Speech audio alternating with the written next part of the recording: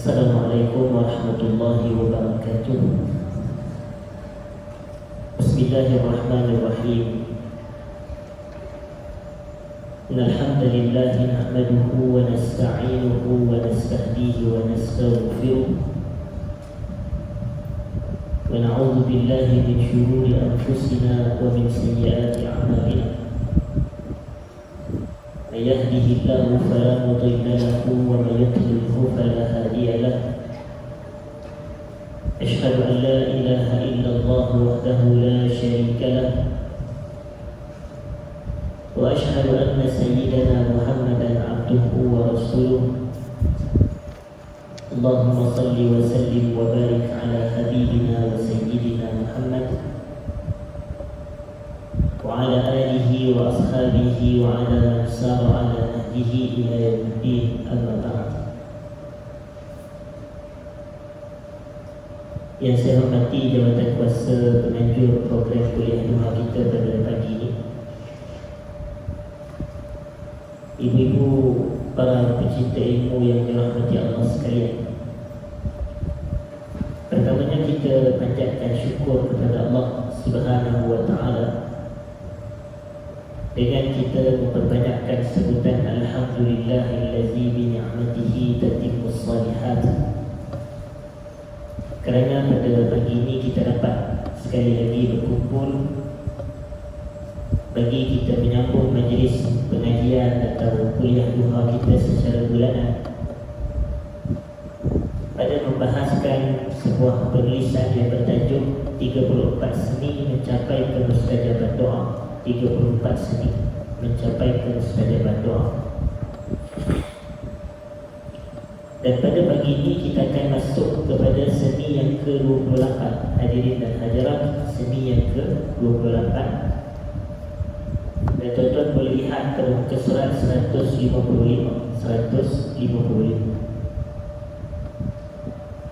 Yang mana antara seni kita ini dalam berdoa adalah kita mendahulukan ataupun kita mendahulukan doa dengan amal soleh. Kita mendahulukan doa dengan amal soleh. Dari sudut sebelum kita berdoa meminta satu-satu hajat dan hasrat kepada Allah Ta'ala, kita dahulukan dengan amal soleh terlebih dahulu. Dan amal soleh itu umum, hadirin dan hadirat. Amal soleh di situ adalah perkara yang umum. Maknanya apa sahaja ibadat yang kita lakukan, setelah kita buat ibadat itu, maka kita pun berdoa kepada Allah Subhanahu wa Ta'ala. Pada muka surat 156 disebutkan sebahagian ulama berpendapat antara teknik atau seni untuk mendapatkan kemustajaban doa ialah dengan mendahulukan doa dengan pelaksanaan amal soleh.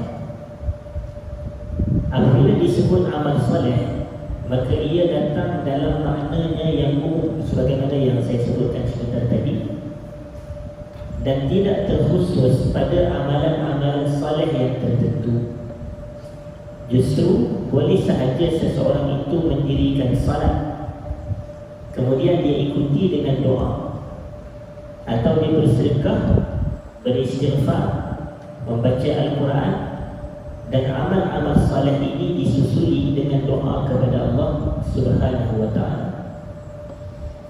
Dalam buku ini saya tak sebutkan sandaran dalilnya secara panjang lebar, kerana masa saya tulis buku ini, hasrat saya adalah untuk menjadikan ia ringkas dan mudah dibaca sehingga selesai, hadirin dan hadirat. Dalam bentuk yang mudah dibaca, yang ringkas sahaja. Disebabkan itu saya tidak menjelaskan perincian-perincian di dalam ini. Cuma dalam majlis ilmu seperti ini saya akan uraikan dalilnya, maknanya sandaran-sandarannya di sisi syarak, hadirin dan hadirat. Contoh, amalan soleh yang mana kalau kita buat dan kita ikuti selepasnya dengan doa adalah salat. Dan ini berdalilkan firman Allah Subhanahu wa Ta'ala Ya Allah kata faiza faraghta fansab wa ila rabbika farghab. Faiza faraghta fansab wa ila rabbika farghab. Terjemahan faiza faraghta ini maknanya apabila kamu telah selesai, apabila kamu telah selesai. Tapi Ibnu Abbas radhiyallahu anhu, sepupu Nabi itu sallallahu alaihi wasallam, Abdullah bin Al-Abbas, dia tafsirkan faiza faraghta itu, dia kata apa? Dia kata faiza faraghta min salatikal fardhah, apabila kamu telah selesai salat fardu, apabila kamu telah selesai salat fardu, maka Allah kata fansab. Dan tafsiran Ibnu Abbas, dia kata fajtahid fi du'a, bersungguhlah kamu dalam berdoa. Maka terjemahan ayat faiza faraghta fansab, kalau tuan-tuan terjemah sekali dengan tafsiran, tuan-tuan akan dapat terjemahannya apabila kamu telah selesai salat fardu, maka bersungguhlah kamu dalam berdoa. Itu dia punya terjemahan dan tafsiran. Faiza faraghta fansab, apabila kamu selesai salat fardu, bersungguhlah kamu dalam berdoa. Wa ila rabbika farghab, dan kepada Tuhan kamu maka berhajat dan berharap, iaitu dalam bahasa kita, dan hendaklah kamu berharap kepada Tuhan kamu. Itulah terjemahannya secara literal, hadirin dan hadirat. Jadi ayat Quran ini cuba kita teliti, faiza faraghta fansab, apabila kamu telah selesai solat maka berdoa. Maknanya sebelum kita berdoa, kita dahulukan doa itu dengan apa? Dengan salat. Dan salat adalah amal saleh. Hadirin dan hadirat, salat adalah amal saleh. Jadi sebab itu kalau kita nak berdoa, biarlah kita doa selepas pelaksanaan ibadat. Dan inilah yang dilakukan oleh kita selama hari ini, hadirin dan hadirat. Macam imam salat, kalau tuan-tuan perasan, selepas kita salat kan ada doa berjamaah, ada doa secara berjamaah. Dan sebab itu juga selain daripada salat, pada bulan yang lepas saya telah menceritakan satu lagi ibadat yang mana kita dahulukan dengan ibadat ini dahulu, kemudian barulah kita berdoa, iaitu sedekah. Sedekah juga, hadirin dan hadirat, merupakan amal saleh. Bahkan antara amal saleh yang paling utama adalah ibadat bersedekah. Pahalanya besar, sebagaimana Allah sebut dalam Quran, masalul ladzina yunfiquna amwalahum fi sabilillahi kamathali habbatin anbatat sab'a sanabila fi kulli sunbulatin mi'atu habbah wallahu yudha'ifu liman yasha' wallahu wasi'un 'alim. Kata Allah, perumpamaan mereka yang membelanjakan harta mereka di jalan Allah sama seperti satu biji benih, kata Nabi. Satu biji benih, yang mana biji benih ini ambatat sab'a sanabil, ia menumbuhkan 7 batang tangkai. Dia tumbuhkan 7 batang tangkai. Fi kulli sunbulatin mi'atu habbah, kata Allah, pada setiap satu batang tangkai itu ada 100 biji benih. Ada 100 biji benih. Jadi ada berapa tangkai, hadirin dan hadirat? 7 tangkai. Setiap tangkai ada 100. Jadi ada keseluruhannya berapa ratus biji benih? Ada 700. 7 kali 100 bersamaan dengan 700. Jadi 700 biji benih datang daripada mana? Daripada satu biji benih yang namanya infak fisabilillah. Itulah hakikat besarnya pahala sedekah, hadirin dan hadirat. Diajarkan oleh para ulama kita. Dan ini memang antara adab-adab berdoa adalah kita dahulukan doa antaranya dengan bersedekah. Contohnya bagaimana? Contoh kalau kita nampak ada tabung masjid kita, contoh, kemudian kita masukkan duit ke dalam tabung, itu infak harta. Kalau kita nampak tabung kita senyum sahaja, itu bukan infak harta, hadirin dan hadirat. Orang tanya, Kak, kenapa senyum? Kak, senyum kan sedekah. Tabung tu bukan nak senyum kita, tabung tu nak duit, hadirin dan hadirat. Jadi kita kata itu sedekah lain. Jadi kalau kita masuk duit RM1 ke dalam tabung masjid atau surau, maka kalau boleh, jangan kita selepas masukkan duit itu kita diam saja. Kita baru lepas buat amal soleh tu, kita baru bersedekah. Jadi doa, hadirin dah ada doa. Selepas kita bersedekah itu, kita pun terus. Contohnya lah, tak semestinya tadah tangan. Contohnya kita kata Allahumma ghfirli dhunubi, contoh, ya Allah ampunkan dosa-dosaku. Ataupun Allahumma astur awrati wa amin rawati, Allah kau tutuplah keaibanku. Ataupun masuk tu kita kata ya Allah berilah aku kesihatan yang baik. Satu. Tak semestinya kita doa dalam bahasa Arab. Kita boleh doa dalam bahasa Buddha kita. Apa sahaja bahasa pun Allah faham dalam doa. Jadi tidak syarat begitu. Di maknanya kalau macam contoh kita berhajat kepada kita rasa kurang sihat, tak sedap badan, hadirin dah ada. Ataupun kita Allah Ta'ala uji dengan penyakit tertentu, maka kita sedekah dan doa kepada Allah agar Allah pulihkan, sembuhkan penyakit yang kita hadapi tersebut. Ini boleh di antara cara yang ditunjukkan oleh para ulama. Sebab itu saya pernah kongsikan kata-kata daripada Al-Imam An-Nawawi rahimahullah. Al-Imam An-Nawawi, yang mana Al-Imam An-Nawawi ini kita biasa dengar nama dia, dan kitab dia biasa kita pelajari. Hadis 40, Riyadhus Salihin, apa nama kitab Al-Azkarul Muntakhabah min Kalami Sayyidil Abrar. Dan yang saya rujuk ini adalah kitab At-Tibyan fi Adabi Hamalatil Quran. At-Tibyan fi Adabi Hamalatil Quran. At-Tibyan ini dia kitab yang nipis sahaja, dia hanya ada 10 bab sahaja. Hanya ada 10 bab sahaja. Kitab dia adalah untuk menjelaskan adab-adab para penghafal Quran, ataupun adab-adab para pembaca Quran, ataupun adab-adab orang yang mengamalkan Quran, iaitu hamalatul Quran. Hamalatul Quran ini mereka yang memikul Quran, yang menanggung Quran, yang membawa Quran. Jadi sama ada dia hafal atau dia baca atau dia amal, hadirin dah ada. Dalam kitab tersebut ada dijelaskan tentang adab-adab murid kepada guru, adab-adab murid kepada guru. Antara adab seorang murid kepada guru adalah apabila dia bersedekah. Ini kata Imam An-Nawawi. Apabila dia bersedekah, dia susuli dengan doa dia kata Allahumma astur aiba muallimi anni. Itu pendek dia doa. Allahumma astur aiba muallimi anni. Terjemahannya, ya Allah, kau tutupkanlah keaiban guruku daripadaku. Kau tutuplah keaiban guruku daripadaku. Tuan-tuan, kalau katalah Allah tidak tutup aib seseorang, kita mungkin bila kita tahu aib dia, mungkin kita akan elakkan diri kita daripada dia, tak nak dekat dengan dia. Hadirin dah ada. Contoh, sebagai contoh, na'udzubillah min dzalik, katalah tuan-tuan tahu aib saya yang saya lakukan. Boleh jadi tuan-tuan tak datang dah kuliah saya. Boleh jadi begitu. Kerana kita tahu aib. Sebab setiap manusia dia ada kekurangan, ada kelemahan, ada keaiban. Tapi kita berhajat kepada Allah tutup keaiban kita.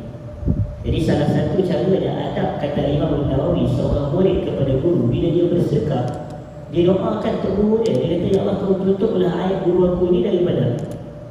Sebab kadang manusia, hadirin dah hajar, kita tengok manusia ni kadang dia nampak soleh, nampak wara, nampak baik. Tapi mungkin kalau kelamaan kita dengan dia atau kita selalu bersama dengan dia, mungkin kita dapati ada kekurangan, ada kelemahan. Jadi kita nak Allah tutup keaiban tersebut. Dan sebab itu hadirin dah ada. Saya nak cerita sedikit dari sudut peribadi saya lah. Saya bagi saya antara individu manusia hamba Allah yang saya kagum adalah mantan bos saya dahulu, iaitu Datuk Seri Dr. Zulkifli Muhammad Al-Bakri, hafizahullah ta'ala. Bagi saya ini satu sosok individu yang orang kata wara dan tawadhu dan tahliyi, hadirin dah ada. Ini mantan bos saya sangat terpengaruh dengan dia. Maknanya terkesan dengan kepribadian. Tapi saya dalam banyak-banyak keadaan saya mengelakkan diri saya untuk bermajlis lama dengan dia, macam tu. Ataupun dalam keadaan saya tak nak, kalau boleh saya nak kena, saya tak nak saya ikut dia sepanjang masa, dia setiap tempat dia pergi saya masuk. Sebab boleh jadi kalau lagi banyak kita bersama dengan seseorang, kehebatan dia tu akan jatuh daripada pandangan mata itu. Ada sebab tu saya sekali-sekala macam tu, jumpa sekali-sekala, jangan-jangan, bukan nak sentiasa bersama, tidak. Ni sampai saat ni, kalau macam contoh Kalau dia masuk bilik air pun saya nak pergi ikut. Dia buat apa ceritanya? Tapi boleh ke tak boleh kalau nak ikut guru sampai lepas boleh. Tapi saat ikut kita dengar bunyi yang semua enak ke semua, kita pun kata apa ni ustaz ni yang contoh, apa tu guru ni macam tu. Jadi sebab itu kalau kata sebab kalau ni kata macam contoh, kalau dia masuk bilik air tak apa, tu Datuk masuk dulu saya masuk kemudian macam tu. Hadirin dan hadirat. Kalau nak cerita pengalaman peribadi, memang banyaklah hadirin dan hadirat. Saya pergi ke Dubai berdua dengan dia, naik flight lah sama. Tapi saya memilih untuk duduk, saya tentu duduk kursi lain, saya duduk kursi lain. Sebab dalam flight mungkin dia nak tidur perjalanan ke Dubai bukan 5 minit. Jadi dia nak tidur lagi, dia tidur lagi, dengkur ke apa semua. Saya kata saya dengar, jadi dah jadi macam tak ada adab saya sebagai murid. Hadirin dan hadirat, bukan sebagai pekerja saja, tapi sebagai murid. Kemudian kami pergi ke ke Mesir berdua juga, pergi ke Saudi berdua juga. Hadirin dan hadirat, ke usaha-usaha rasmi. Tapi saya kalau macam contoh masa pergi ke Mesir, saya duduk di hotel yang lain, maknanya saya kalau boleh nak elakkan untuk duduk bersama. Hadirin dan alhamdulillah Allah bagi rezeki duduk asyik-asyik. Masa di Saudi pun dia dapat pilih hotel lain, saya dapat hotel yang lain. Alhamdulillah saya syukur Allah memudahkan macam tu. Kalau macam kita lagi orang kena duduk satu bilik dengan dia, Allah kata orang ini dah bos kita satu sudut. Dia betul dia orang kata tokoh ulama. Hadirin dan hadirat, jadi sebab tu bagi saya elakkan hal-hal seperti ini. Sebab saya lagi bagus kalau saya jaga bermajlis macam tu. Tapi kalau nak tersiarah sekali-sekala semua, ini akan orang kata meletakkan kedudukan itu macam sentiasa positif pada pandangan mata saya. Hadirin dan hadirat, jadi itulah tujuan. Jadi kita doa semoga Allah tutup keaiban guru-guru kita daripada kita. Itu yang antara yang saya amalkan juga. Hadirin dan hadirat, semoga Allah tutup aib guru-guru kita daripada kita. Dan amalan ini dilakukan bila? Selepas kita bersedekah. Itu doa tu kita baca selepas kita bersedekah. Itu salah satu contoh. Tapi contoh lain yang sinonim dengan sedekah ini adalah doa kesembuhan daripada penyakit. Yang ini diamalkan oleh para ulama itu. Hadirin dan hadirat, bahkan sebenarnya ada hadis, cuma saya nak sebut hadis ini adalah hadis dhaif. Hadirin dan hadirat, hadis dhaif. Tuan-tuan pun saya nak kena sebut juga sebab kita ni penuntut ilmu. Penuntut ilmu ni biarlah kita bicara ilmu sahaja. Kalau semata nak melawak, itu penuntut lawak. Tapi kita ni penuntut ilmu. Hadirin dan hadirat, hadis ni tuan-tuan biasa dengar ada hadis sahih, betul tak? Dan ada hadis hasan, dan ada hadis dhaif, dan ada hadis palsu. Ini antara kategori-kategori hadis dari sudut status hadis. Hadis sahih ni yang paling tinggi lah, darjah dia yang paling tinggi. Kita boleh beramal dan kita boleh menjadikan hujah, dan kita boleh menyebarkan hadis ini kepada orang lain. Yang kedua adalah hadis hasan. Hadis hasan ni kedudukannya di bawah sedikit daripada hadis sahih, tapi kita masih boleh beramal dengan hadis hasan dan boleh berhujah dengan hadis hasan dan boleh sebarkan kepada orang lain. Dan yang ketiga adanya hadis dhaif. Hadis dhaif ni, makna dhaif adalah lemah. Dhaif ni makna dia lemah.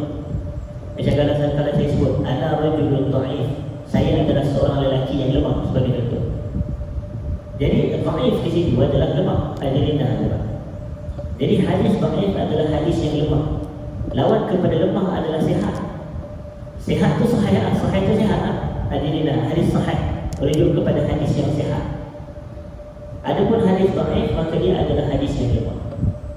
Cuma para ulama kita menyatakan hadis dhaif ni dia sebenarnya asalnya tak boleh kita beramal dengan hadis dhaif sebab dia lemah. Macam tuan-tuan, orang kata nak berubat dan dengan ubat yang lemah. Walaupun kita nak merawat penyakit dengan ubat yang lemah, yang tak kuat, baik kita rawat penyakit dengan ubat yang betul-betul orang kata valid atau legit. Hadirin dan hadirat, jadi sebab itu disebutkan bahawasanya hadis dhaif adalah tidak boleh beramal dengan. Cuma ada satu exception yang disebut oleh para ulama kita, bahawasanya hadis dhaif boleh diamalkan dalam bab fadilah, amal. Bab fadilah amal ni, fadilah kan makna fadilah ni kelebihan. Maknanya kelebihan amalan.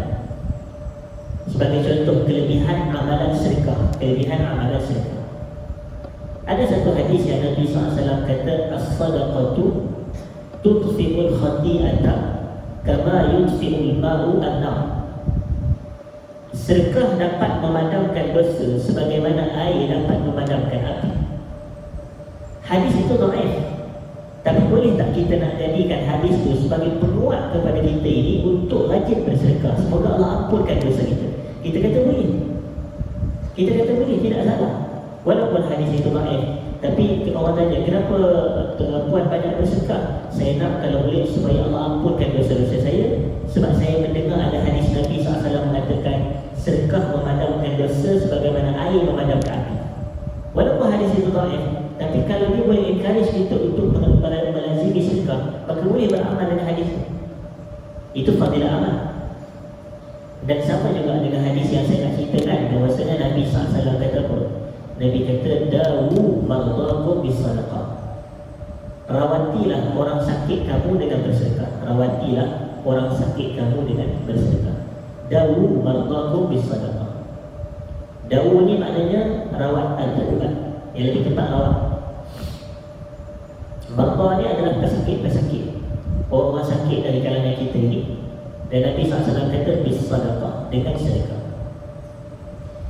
Jadi maknanya di sini Nabi nak mengajar kita dalam bab rawatan kepada penyakit, rawatan kepada penyakit. Sebenarnya rawatan kepada penyakit ni yang dilakukan oleh Nabi kita ada 3 cara. Hadirin dan hadirat, ada 3 cara yang Nabi kita lakukan untuk merawat penyakit. Cara yang pertama adalah yang disebut sebagai rawatan ketuhanan. Hadirin dan hadirat, rawatan ketuhanan. Dan rawatan ketuhanan ini adalah sebagai contohnya, seperti kita sakit, kita berdoa gitu. Macam bila kita rasa tak selesa, tak sedap badan, kita baca a'udzubillahi wa qudratihi min syarri ma ajidu wa uhadir. A'udzubillahi wa qudratihi min syarri ma ajidu wa uhadir. Aku mohon perlindungan Allah dengan kekuasaannya daripada keburukan apa yang aku rasa dan aku takut. Jadi kalau contoh, macam contoh, tuan rasa tak sedap pada dada kan? Kita pegang ke bahagian dada kita ni, a'udzubillahi wa qudratihi min syarri ma ajidu wa uhadir. Kita baca doa tersebut dan kita pegang bahagian yang sakit lah, bahagian yang sakit. A'udzubillahi wa qudratihi min syarri ma ajidu wa uhadir, sebagai contoh. Dan baca sebanyak 7 kali, baca sebanyak 7 kali. Dan ini adalah pedoman daripada Nabi SAW. Saya bukan ke amalan baru. Saya lah yang paling, orang kata paling rigid dalam bab ibadat dan amalan ni, betul. Apa je bagi saya yang tak ada sumber daripada syarak, itu saya tolak. Tapi kalau yang saya kongsikan itu maknanya adalah sandarannya daripada hadis-hadis yang sahih berdasarkan pembelajaran dan pembacaan saya dari lidah. Jadi banyak 7 kali ke bacaan sekian ke, semua ada sandaran di sisi syarak. Dan semuanya saya ambil daripada hadis-hadis Nabi atau daripada ayat-ayat Quran. Hadirin dah. Dan selain daripada itu, antara zikir harian kita, wirid harian kita pagi dan petang, Allahumma afini fi badani, Allahumma afini fi sam'i, Allahumma afini fi basari. Itu, ya Allah, kau beri afiat kepadaku, pada badanku, pada pendengaranku, pada penglihatan. Afini fi badani. Afini ni maknanya apa? Afiat. Yang kita kata dalam doa tu, Allahumma hdini fi man hadait, wa afini fi man afait. Itu ada tidak? Wa afini fi man afait. Afiat ni maknanya kesejahteraan, kesembuhan, kesihatan, kebaikan. Betul kalau orang tanya kita, puan-puan apa khabar? Puan, saya sihat walafiat. Afiat tu, sihat walafiat. Ini orang kita sihat walafiat. Apa yang ada piat kan? Semua betul, sihat walafiat. Sihat walafiat, hadirin. Walafiat. Itu mazhab kan? Oleh sebab itu sebutan kita tu pun memberikan makna sihat dan afiat. Maksudnya kita berada dalam kesihatan dan afiat daripada Allah Ta'ala, kesejahteraan. Dan saya ingat ada satu orang ulama ni, dia syarah doa kuno. Dia kata apa? Wa'afini fi man afait itu, semoga Allah beri kita afiat daripada 2 penyakit. Penyakit ni ada 2 rupanya. Penyakit yang pertama adalah penyakit zahir, penyakit yang kedua adalah penyakit batin. Jadi penyakit ni, kata penulis kitab tersebut, di syarah doa kuno, dia kata penyakit ada 2, penyakit zahir, penyakit batin. Penyakit zahir ni contoh dia macam mana? Contohnya seperti kecil manis, seperti darah tinggi, seperti COVID, seperti sesama teruk, batuk teruk, hadirin dan hadirat. Itu penyakit yang zahir, itu penyakit yang zahir. Mana yang boleh diketahui, yang boleh didetek. Mana pergi jumpa doktor, Doktor kata dia ada kencing manis sebagai contoh, ada darah tinggi, ada kanser, alhamdulillah terjadi, ada penyakit sekian-sekian gitu. Penyakit yang kedua adalah penyakit batin, dan penyakit batin ini sebenarnya adalah penyakit jantung hati, maksudnya penyakit hati. Seperti apa? Seperti rasa takabur, sombong, seperti riak, seperti ujub di bangga diri, seperti hasad, seperti dendam, kesumat. Ini semua penyakit-penyakit hati, hadirin dan hadirat. Dan penyakit hati ni doktor boleh tahu. Kalau dia pergi cek dengan doktor, ada sakit-sakit ni, apa sakit ni? Sakit riak. Mana boleh doktor boleh kata kawan tu riak pula, marah orang tu. Ada penyakit apa? Penyakit hasad ni. Awak datang awak penyakit hasad, mana boleh macam tu? Kita pun tak tahu, kecuali yang ia berlaku pada diri orang yang buat sahaja. Itu penyakit batin, hadirin dan hadirat. Dan saya kalau tuan-tuan tanya yang mana lebih bahaya, kita kata dua-dua bahaya. Tapi bila kita nak buat satu comparison, yang lebih bahaya adalah penyakit batin itu. Penyakit hati lagi bahaya. Sebab penyakit hati ini dia bagi kesan kepada akhirat seseorang. Penyakit zahir tidak. Kalau kita pergi ke klinik, pergi jumpa doktor sebagai contoh, kemudian doktor kata puan ada darah tinggi, kita kata Allah, saya tak masuk syurga lah ya. Doktor tu menjadi pening. Apa pula kaitannya dengan ada darah tinggi atau tak masuk syurga? Tak ada kaitan, betul tak ada. Tapi bahaya tak penyakit darah tinggi ke kencing? Dia kata bahaya, boleh buat kematian. Tetapi dia tidak memberi kesan kepada syurga neraka. Itu maksudnya. Dia bahaya di dunia betul, tapi tak. Tapi kalau penyakit hati, macam saya kata tadi, ada perasaan kibir, ada rasa sombong dalam diri. Ini penyakit hati, penyakit batin. Kan ada hadis Nabi SAW kata, la yadkhulul jannata man kana fi qalbihi misqalu habatin min kibr. Tidak akan masuk ke dalam syurga seseorang yang dalam hati dia ada sebesar zarah daripada sifat takabur, ada perasaan takabur. Maknanya kalau dalam hati ada takabur, ada penyakit takabur ni, tak boleh masuk syurga kadang-kadang. Walau sebesar darah pun, tapi dia tak boleh masuk syurga. Nasallallahu alaihi wasallam. Jadi itu afiah yang kita nak. Jadi kita boleh Allahumma afini fi badani, Allahumma afini fi sam'i, Allahumma afini fi basari. Maknanya Allah bagi penglihatan kita baik, pendengaran kita baik, anggota tubuh kita dalam keadaan yang zahir atau itu maknanya. Kemudian cara yang kedua selain daripada rawatan yang pertama tadi, rawatan ketuhanan, rawatan yang keduanya adalah rawatan yang disifatkan sebagai rawatan modern, hadirin dan hadirat. Yang ini pun sebenarnya dilakukan oleh Nabi. Maknanya boleh jadi menggunakan ubat-ubat tertentu, bahan-bahan tertentu, hadirin dan hadirat. Macam Nabi kita amalkan juga. Bukannya Nabi tidak amalkan, hadirin dan hadirat. Nabi amalkan juga. Dan kata para ulama, rawatan yang ketiga adalah rawatan yang menggabung jalinkan antara dua rawatan yang di atas. Maknanya rawatan ketuhanan dengan rawatan yang kebiasaan. Jadi digabung jalinkan. Kita buat dulu, hadirin dan hadirat. Ini yang kadang-kadang orang kita terlepas pandang. Orang kita zaman sekarang ni, dia sehari dia dapat satu pahaman yang pelik, dia kata tak apa, kita doa je, tak payah pergi klinik. Tak apa, kalau sakit ke demam tak payah pergi hospital, kita doa je. Sebenarnya salah macam tu, hadirin dan hadirat. Kita rujuk juga kepada pakar-pakar perubatan. Pergi ke klinik, pergi ke hospital kalau perlu. Dan dalam masa yang sama kita doa kepada Allah Subhanahu Wa Taala. Dan dalam masa yang sama kita bersedekah untuk kita berdoa dan selepas bersedekah tahun itu. Jadi ini yang dilakukan oleh para ulama. Walaupun hadis tahu bahawa kau bersedekah, rawatilah penyakit-penyakit kamu, pesakit-pesakit kamu dengan bersedekah. Walaupun ia dhaif, tapi dia diamalkan oleh ulama hadis sendiri. Kita bayangkanlah, dia diamalkan oleh ulama-ulama hadis sendiri. Jadi kita pun sebenarnya boleh kita lakukan perkara yang sama untuk tujuan rawatan kesihatan, hadirin dan hadirat. Selain daripada itu, boleh sahaja kita selain daripada saya contoh dari solat, saya izah solat fansab wa ila rabbika farghab, itu contoh yang pertama. Contoh yang kedua saya bagi adalah sedekah. Dan contoh yang ketiga adalah baca Quran, hadirin dan hadirat, baca Quran.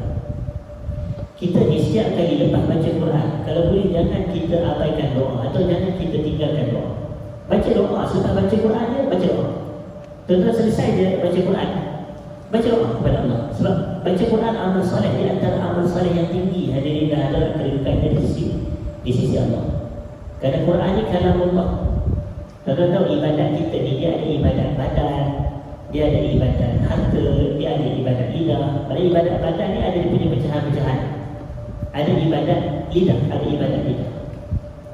Saya baca dalam kitab Mukhtasar Minhajul Qasidin oleh Imam Ibn Qudamah Al-Maqdisi. Dia kata ibadat lidah ada 3, hadirin dah. Ibadat lidah ada 3. Yang paling utamanya ada 3. Maksudnya yang bukan hanya 3 tak. Yang paling utama ada 3. Ibadat lidah yang paling tinggi darjatnya adalah baca Quran. Ini ibadat lidah yang paling tinggi kedudukannya, paling tinggi kemuliaan dan darjatnya di sisi Allah adalah membaca Quran. Dan yang kedua adalah zikir. Seperti kita sebut subhanallah, alhamdulillah, la ilaha illallah, Allahu akbar, la haula wala quwwata illa billah, hasbunallahu wa ni'mal wakeel, la haula wala quwwata illa billahil aliyyil azim. Ini semua adalah zikir. Hadirin dah. Dan selepas baca Quran, selepas zikir, yang ketiga apa?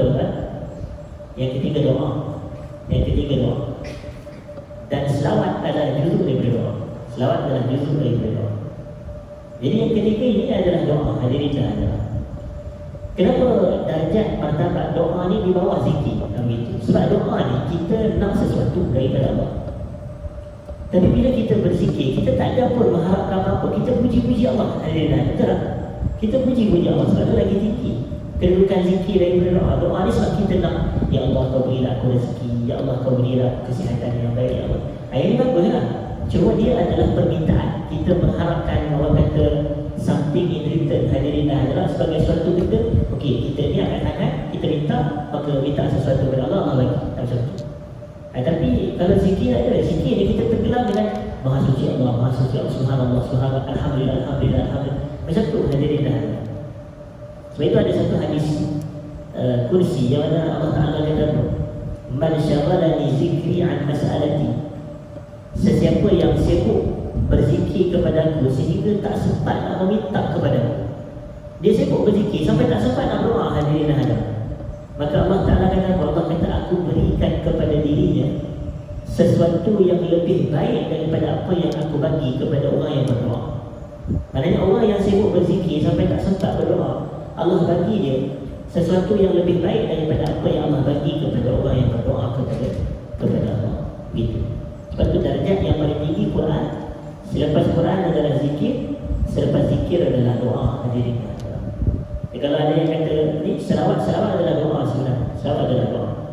Betul sebenarnya kalau tuan-tuan baca dalam qunut nazilah atau qunut witir atau qunut subuh, kan di hujung tu kita wasallallahu ala sayyidina Muhammad wa ala alihi wa sahbihi wa baraka wa sallam, maka kita akhiri dengan amin. Sebab itu doa. Jadi doa memang disunatkan untuk kita baca amin selepas kita wasallallahu ala sayyidina Muhammad wa ala alihi wa sahbihi wa sallam, alhamdulillah. Itu adalah doa. Jadi kita amin. Hadirin. Baik, jadi berbalik kepada contoh yang ketiga tadi, selain daripada salat, selain daripada sedekah adalah baca Quran. Saya kata baca Quran, selepas baca Quran kita lazimi dengan doa, lebih-lebih lagi selepas kita khatam Quran. Ini lagi lah besar dia punya fadilat. Hadirin dah. Bahkan kata Al-Imam Al-Bukhari rahimahullah dalam Sahih Al-Bukhari, dia kata fi kulli khatmah da'wah mustajabah. Pada setiap kali khatam Quran adanya doa yang mustajab. Nanti kita akan sebut dalam kitab kita ni pun ada, dalam buku kita ni pun ada. Hadirin. Fi kulli khatmah da'wah mustajab. Apa kaitan khatam Quran dengan doa mustajab? Sebab kita dahulukan doa tu dengan pelaksanaan amal soleh, betul atau tidak? Iaitu baca Quran sehingga selesai. Baca Quran sehingga selesai ini adalah satu ibadat yang besar. Anda bayangkan, Quran ni antara ibadat yang paling mudah kita nak dapat pahala yang banyak adalah baca Quran. Ada hadis Tirmidzi, Nabi SAW kata, Nabi kata, man qara'a harfan min kitabillahi falahu bihi hasanah. Siapa baca satu huruf daripada Quran, dia dapat satu kebaikan. Wal hasanatu bi'ashri amsalihha, dan satu kebaikan menyamai 10 ganjaran, kata Nabi SAW. Satu kebaikan menyamai 10 ganjaran. La aqulu alif lam mim harf, aku tidak kata yang alif lam mim sebagai satu huruf, kata Nabi. Walakin alifun harf, wa lamun harf, wa mimun harf.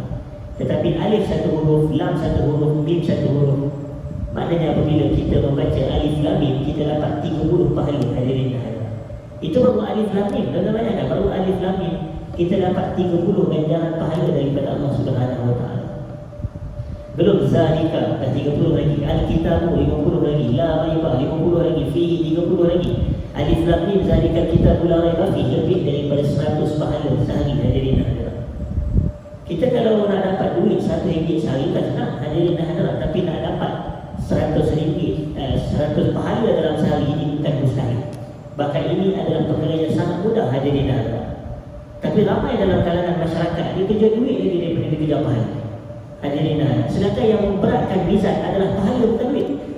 Maknanya kita dekat akhirat nanti kita ada mizan, al-mizan yang disebut sebagai neraca timbangan amal. Dekat akhirat nanti neraca timbang tu dia tak timbang duit, hadirin dan hadirat. Bukan Allah Ta'ala nak tahu duit kita berapa, tapi Allah nak tengok amalan kita berapa banyak. Fa'amman saqulat mawazinuhu fahuwa fi 'ishatin radiyah wa amma man khaffat mawazinuhu fa ummuhu hawiyah wa ma adraka ma hiya narun hamiyah, kata Allah dalam surah Al-Qari'ah, hadirin dan hadirat. Siapa yang berat timbangan amalnya fahuwa fi 'ishatin radiyah, dia berada dalam syurga. Tetapi siapa yang ringan timbangan amalnya fa ummuhu hawiyah, tempat kembalinya adalah neraka. Wa ma adraka ma hiya, tahukah kamu apa itu hawiyah? Allah sendiri yang menjawab. Allah kata narun hamiyah, api neraka yang panas membahak, hadirin, api neraka yang panas membahak. Maknanya kalau amalan ada tapi amalan kita sikit, begitu. Pahala ada, pahala sikit, dosa lagi banyak. Jadi atas faktor ini, hadirin dan hadirat, kita kena orang kata apa? Kena mengejar pahala. Dan antara ibadat yang mendatangkan pahala paling besar kepada neraca timbang amal kita nanti adalah baca Quran. Al-Quran ini ada 114 surah. Ada 6,236 ayat mengikut pandangan yang paling tepat, 6,236 ayat. Dan ada 30 juzuk, hadirin dan hadirat. Jadi kita kalau bayangkan, kalau 6,236 ayat, itu berapa ayat? Belum huruf lagi. Satu ayat kadang-kadang 3 huruf. Ada ayat yang lebih daripada itu, hadirin dan hadirat. Macam alif lam mim tadi, satu ayat tapi 3 huruf. Jadi zalikal kitabul la raiba fihi sebagai contoh, boleh jadi satu ayat tetapi banyak huruf. Maka kita kata berapa banyak pahala yang kita dapat kalau kita khatam Quran, berapa besar pahala kita kalau kita ini mengkhatam Quran. Jadi sebab itu para ulama kita dahulu mereka melazimi perbuatan membaca, orang kata membaca Al-Quran, hadirin, melazimi perbuatan membaca Al-Quran. Sebentar, hadirin adalah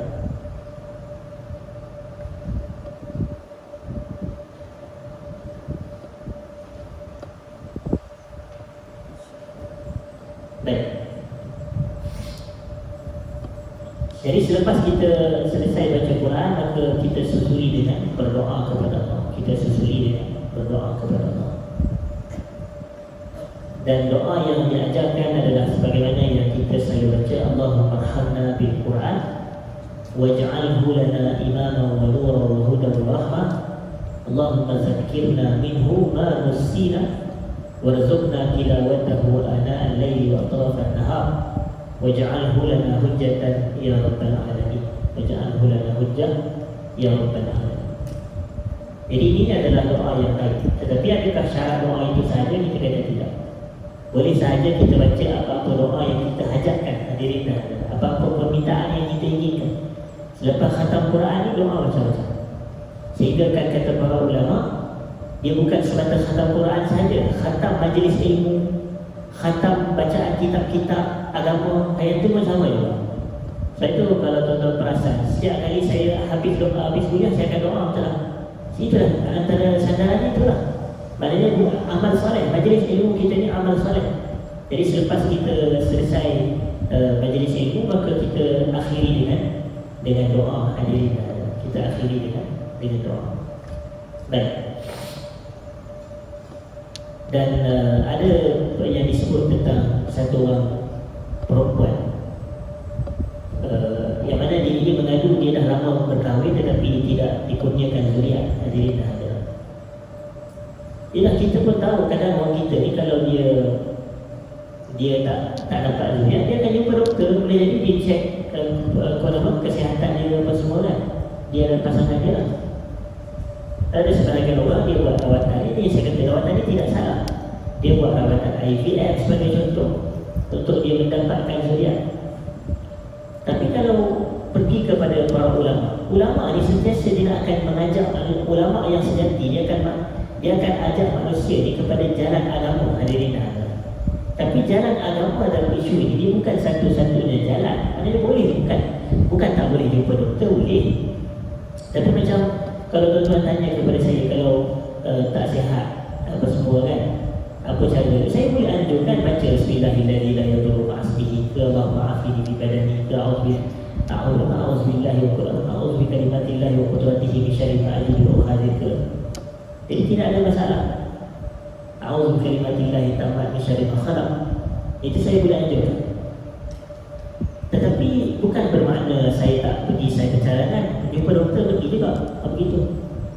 Cuma kita kena seimbangkan, kedua-duanya kena diselari, hadirin. Jangan doa je tak tepat lah macam tu. Jadi bila satu orang perempuan ni dia tak dapat zuriat, dia pergi jumpa kepada satu orang ulama, maka dia kata akan ada satu majlis khatam Sahih Bukhari, akan ada majlis khatam Sahih Bukhari. Bila selesai sahaja majlis tu, kamu pergilah kepada syekh yang mengajar tu dan minta dia doakan semoga Allah kurniakan zuriat kepada wanita ini. Dan kemudian wanita tu buat dan alhamdulillah selepas daripada itu maka dia pun mengandung, dia pun mengandung dengan doa yang dilakukan, dibaca selepas majlis bacaan Sahih Bukhari, hadirin. Lepas majlis bacaan Sahih Bukhari. Baik.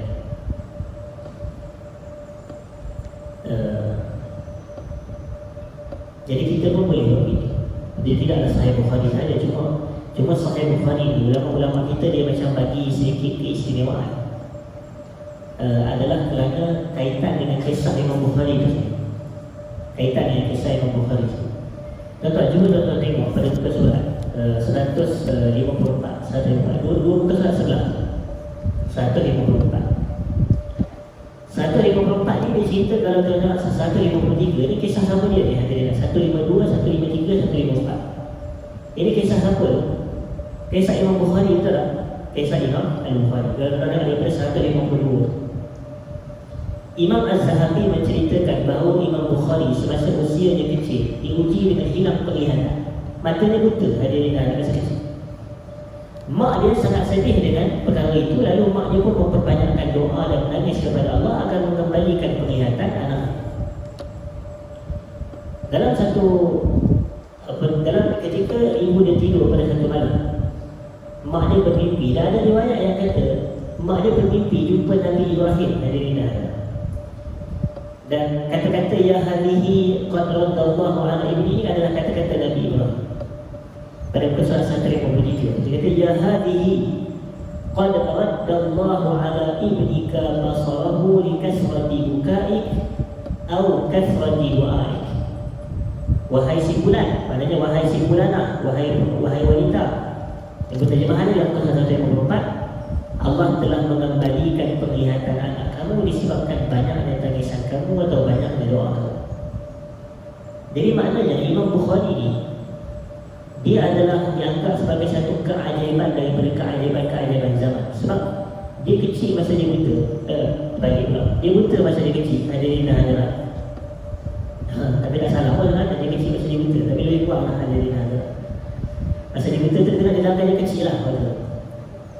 Jadi dia mak dia doa, mak dia nangis sampai semua, Allah Ta'ala kembalikan penglihatan. Ini dalam seni yang ke-27 yang kita sebut pada bulan yang lepas, hadirin dan hadirat.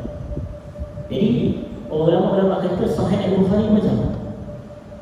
Maknanya kalau kita baca Sahih Bukhari itu sampai selesai apa semua, kemudian kita berdoa kepada Allah, doa pun jadi mustajab. Maknanya segala kesulitan akan terangkat, segala kesusahan akan dihilangkan. Itu maknanya, hadirin dan hadirat.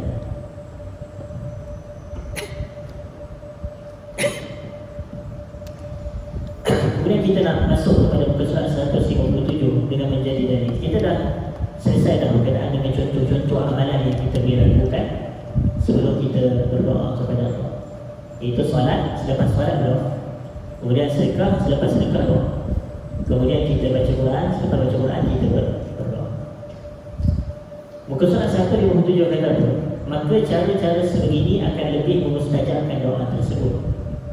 Ini yang kata Allah Ta'ala sebut dalam Quran. Allah kata apa? Ilaihi yas'adu al-kalimu tayyib wal 'amalu salihu yarfa'u. Kepada Allah lah amalan salih diangkat dan juga amalan salih itu mengangkat. Maknanya amalan salih itu mengangkat. Jadi kita, kalau kita nak berdoa, doa menggunakan amal salih. Maknanya doa menggunakan amal salih. Ini surah Fatir ayat yang ke-10. Kemudian saya nak masuk pada seni yang berikutnya. Kalau sempat kita sampai seni yang ke-30, kalau tak sempat kita sampai seni yang ke-29. Baik, seni yang ke-29 ini adalah dahulukan doa dengan meninggalkan maksiat. Kita dahulukan doa dengan meninggalkan maksiat. Maksudnya apa? Kalau nak berdoa, sebelum kita berdoa, tinggalkan maksiat. Jangan bermaksiat kepada Allah. Itu maknanya. Sebelum kita nak berdoa, jangan bermaksiat kepada Allah.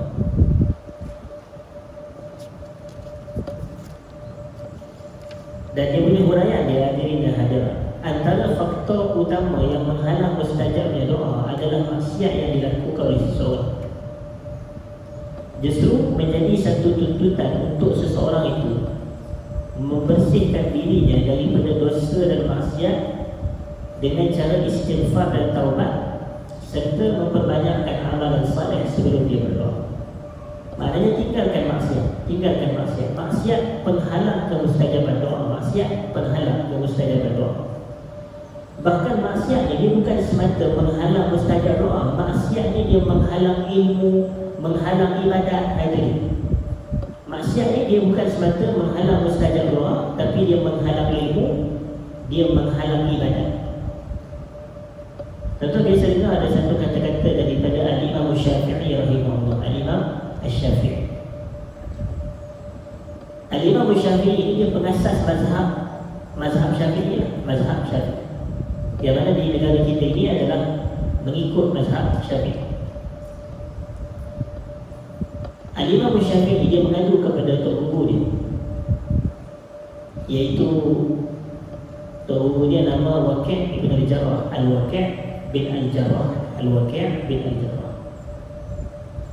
Dia kata, syakautu ila waqi'in su'a hifzi فأرشدني إلى ترك المعاصي وأخبرني بأن العلم نور ونور الله لا يهدى للعاصي.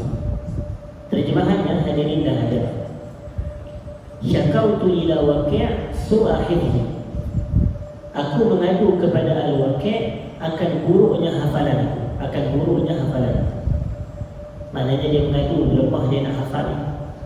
Dan tuan saya rasa ini sebenarnya unsur tawaduk daripada Imam Syafi'i sebenarnya. Bukan dia, ingatan dia kuat hadirin dan hadirat. Tuan bayangkan Imam Syafi'i dia pernah kata apa? Dia pernah kata hafiztul Quran wa ana ibnu sab'i sinin. Aku hafal Quran ketika aku umur 7 tahun hadirin dan hadirat. Kuatlah ingatan tu, 7 tahun hafal Quran. Kalau macam zaman saya dulu 7 tahun tengok Dragon Ball hadirin dan hadirat. Tengok Doraemon, tengok Shinchan. Ini Imam Syafi'i ketika umur 7 tahun hafal Quran. Hafiztul Quran wa ana ibnu sab'i sinin. Gitu. Dan dikatakan wa hafiztul Muwatta' Malik wa ana ibnu 10 sinin. Dan aku menghafal kitab Muwatta' Imam Malik ketika aku berumur 10 tahun. Jadi tuan-tuan bayang tak kuat lagi keingatan Imam Syafi'i ini. 7 tahun hafal Quran, 10 tahun hafal Muwatta' Imam Malik, kita hadis. Tengok dia mengadu kepada Tok Guru dia kata syakautu ila Waqi' su'a hifzi. Aku mengadu kepada Al-Waqi' lemahnya hafalanku. Lalu Tok Guru dia kata apa? Fa'arsyadani ila tarkil ma'asi. Guruku membimbing aku ke arah agar meninggalkan maksiat. Dia kata kamu kena tinggalkan maksiat. Tinggalkan maksiat. Wa akhbarani bi anna al-ilma nurun, dan dia bagi tahu kepadaku bahawasanya ilmu ini adalah cahaya.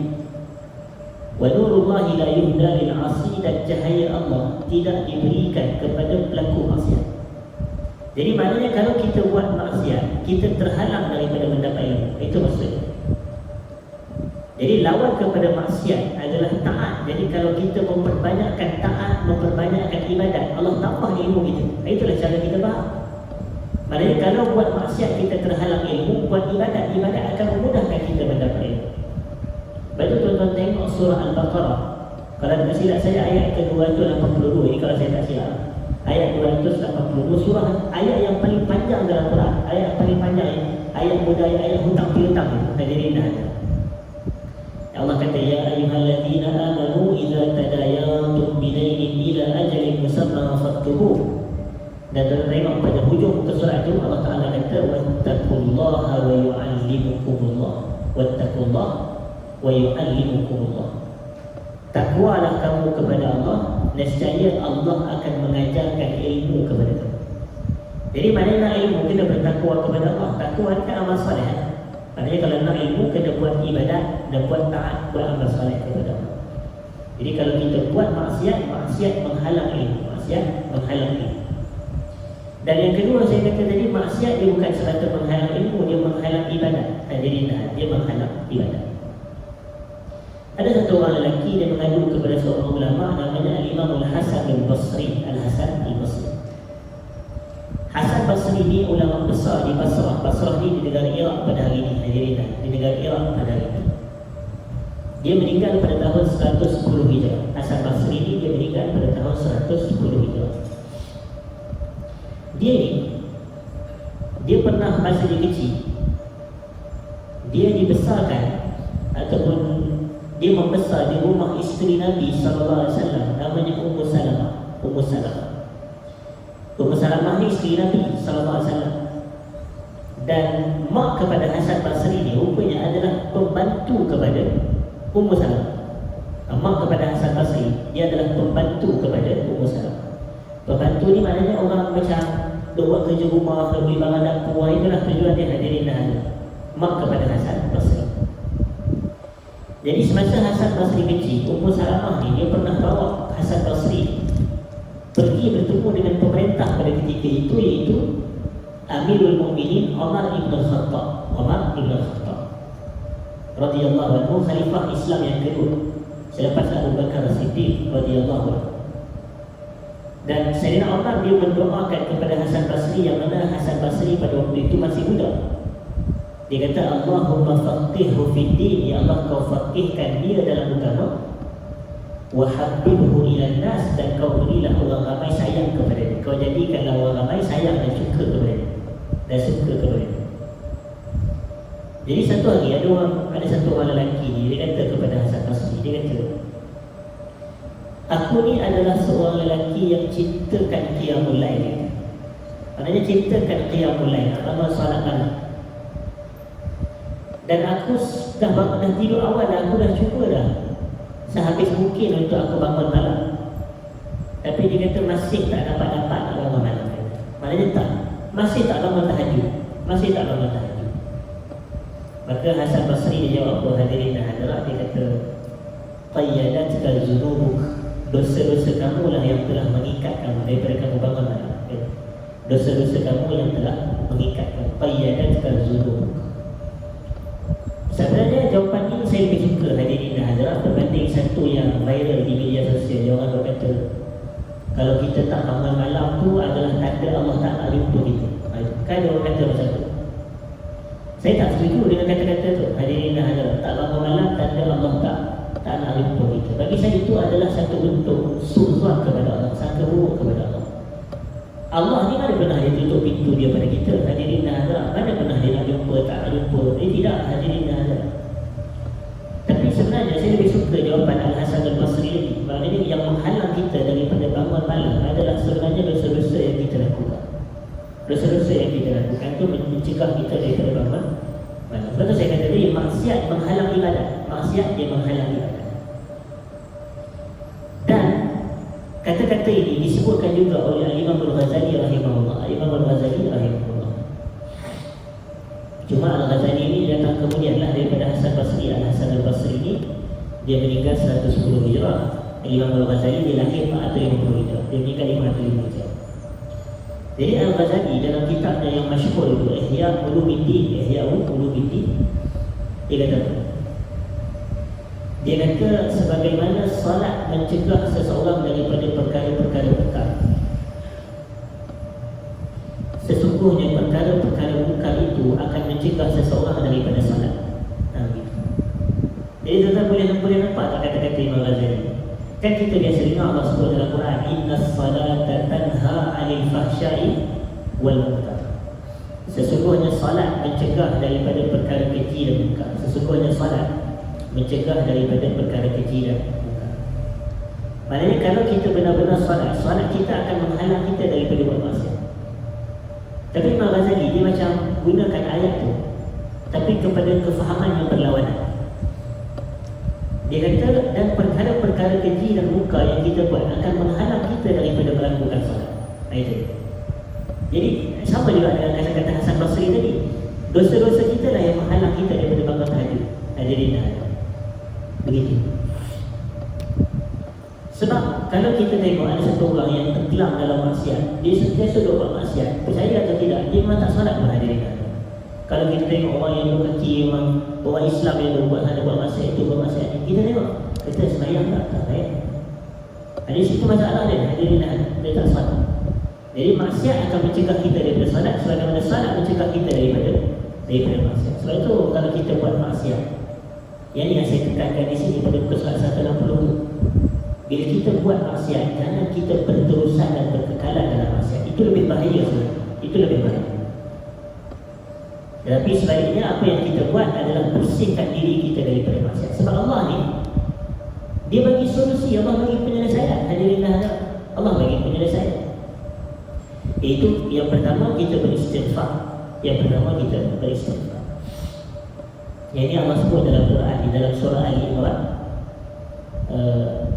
ayat yang ke-133, 34, 35, 133, 145 ataupun 143, 144, 145. Kita boleh cek dia dalam surah Ali Imran, yang mana Allah Ta'ala kata, wasari'u ila maghfiratin min rabbikum wa jannatin arduha as-samawati wal ardu u'iddat lil muttaqin. Dan bersegeralah kamu untuk mendapatkan pengampunan daripada Tuhan kamu, serta mendapatkan syurga yang luasnya melebihi langit-langit dan juga bumi, yang mana syurga ini disediakan bagi orang yang bertakwa. Kemudian dalam ayat berikutnya Allah kata, allazina yunfiquna fis sarra'i wad dharra'i wal kadhimina al-ghayza wal 'afina 'anil nas. Orang yang bertakwa adalah mereka yang sentiasa membelanjakan harta mereka fis sarra' wad dharra', ketika mereka senang dan juga ketika mereka susah. Fis sarra' wad dharra' ni boleh jadi ketika dia lapang pun dia sedekah, ketika dia sempit pun dia sedekah. Dia senang pun dia sedekah, dia susah pun dia sedekah. Dia sihat dia sedekah, dia sakit pun dia sedekah. Itu maksud yunfiquna fis sarra' wad dharra'. Wal kadhimin al-ghaiz, golongan yang mengawal kemarahan. Wal 'afina 'anil nas, golongan yang memaafkan kesalahan manusia lain terhadap diri. Kemudian Allah kata, innallaha yuhibbul muhsinin. Kemudian dalam ayat yang berikutnya Allah kata apa? Walladzina idza fa'alu fahishah, dan orang yang bertakwa adalah orang yang apabila mereka melakukan perkara keji, aw zalamu anfusahum, atau mereka menzalimi diri mereka dengan maksiat, zakarullah, mereka akan ingat Allah, fastaghfaru li dzunubihim, dan mereka akan beristighfar terhadap dosa-dosa mereka. Wa may yaghfiru dzunuba illa Allah, siapa yang dapat mengampunkan dosa kalau bukan Allah. Wa lam yusirru ala ma fa'alu, yang mereka tidak meneruskan apa yang mereka telah lakukan daripada dosa-dosa itu. Wa hum ya'lamun, dalam keadaan mereka mengetahui cara. Hadirin, tapi mereka tidak meneruskan. Jadi ini adalah fastaghfaru li dzunubihim, lepas buat dosa istighfar. Dan dalam surah yang lain Allah Ta'ala kata, wa may ya'mal su'an aw yazlim nafsahu thumma yastaghfirillah yajidillaha ghafurur rahim.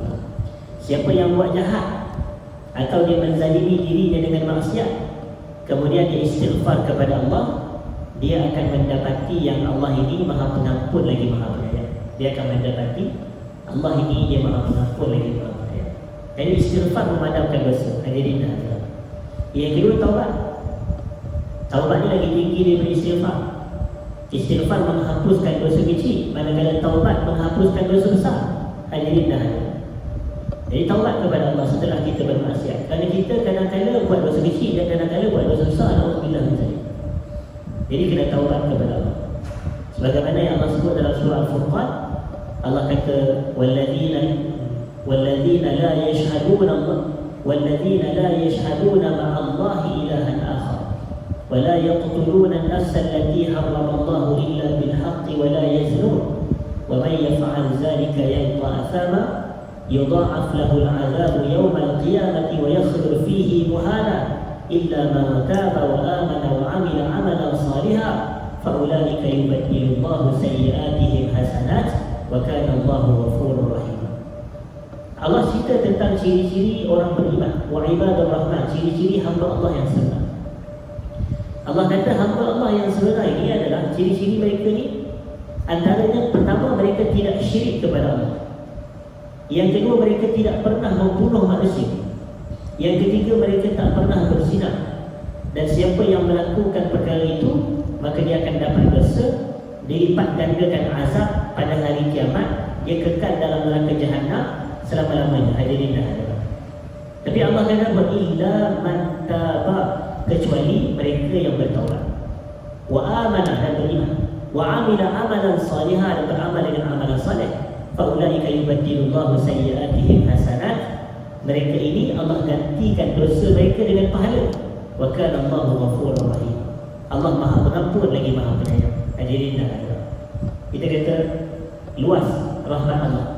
Dahlah kita buat dosa kepada dia, naudzubillah min zalik, bunuh orang, syirik kepada dia, berzina. Tapi kalau kita kembali kepada Allah, bertaubat kepada Allah, beriman dan beramal saleh, Allah bukan semata padam dosa, tapi Allah gantikan dosa dengan pahala. Allahu Akbar. Allah gantikan dosa dengan pahala. Jadi ini kelebihan taubat. Hadirin dah ada. Dan memperbanyakkan amalan saleh sebelum berdoa. Amalan saleh pun memadamkan dosa juga. Amalan saleh memadamkan dosa. Tuan-tuan tengok dalam surah Hud ayat 114. Surah Hud ayat 114, Allah Ta'ala kata apa? Allah kata innal hasanati yuzhibun as-sayyi'at. Innal hasanati yuzhibun as-sayyi'at. Sesungguhnya kebaikan-kebaikan itu memadamkan kejahatan-kejahatan. Maknanya sesungguhnya amal saleh memadamkan dosa. Hadirin, itu maksudnya. Sesungguhnya amalan kebaikan memadamkan dosa yang kita buat. Sebab itu tuan-tuan biasa dengar ada hadis yang mana Nabi SAW kata solat 5 waktu sehari semalam, solat Jumaat minggu ini dengan solat Jumaat minggu depan, puasa Ramadan tahun ini dengan puasa Ramadan tahun depan adalah kafarah, penghapus dosa antara tempoh kedua. Mungkin kita biasa dengar hadis ini. Dan ada hadis Nabi SAW kata puasa pada hari Arafah menghapuskan dosa selama 2 tahun. Puasa pada hari Ashura menghapuskan dosa 1 tahun. Jadi dengan apa? Puasa menghapuskan dosa, puasa menghapuskan dosa. Puasa itu amal saleh ni yang saya kata amal saleh memadamkan dosa. Hadirin dah ada. Jadi kita kena buat. Jadi maknanya bila kita punya diri kita ini dah bersih dalaman dari sudut dosa itu, daripada maksiat, maka barulah kita berdoa kepada Allah. Maka bila kita berdoa dalam situasi tersebut, maka doa kita mustajab. Sebab itu kita dianjurkan untuk sebelum kita berdoa, kita mulakan doa kita dengan istighfar. Kalau tuan-tuan perasan, memang kita sebut imam kita kalau memimpin doa, mereka akan baca macam mana? Bismillahirrahmanirrahim. Alhamdulillahirabbil alamin.